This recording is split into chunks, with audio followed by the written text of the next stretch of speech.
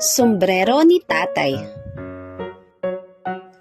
Araw-araw ay lumalabas si Tatay papunta sa barangay obrero.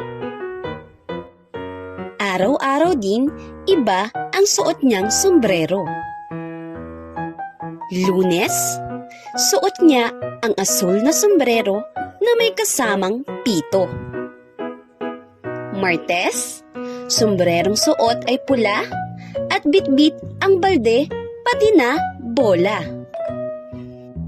Miyerkules, sombrerong suot ay kay puti habang hawak ang kawali. Huwebes, sombrerong suot ay dilaw, dala ang lagari at lugaw. Biyernes, sombrerong suot naman ay kayong manggi, buhat-buhat ang paso lagi. Sabado, sombrerong suot ay berde na ang baston ay nasa kaliwa dahil siya ay kaliwete. Dumating ang araw ng linggo, ngunit hindi pa nakikita ni Lito ang kanyang tatay na nagsuot ng sombrero. Laking pagtataka nito, kaya tinanong niya ang kanyang tatay.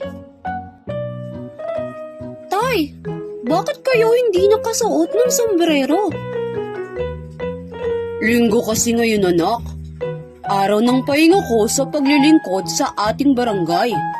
Ang linggo ay para naman sa ating pamilya, para kayo naman ang aking makasama. Sabay yakap ni Tatay.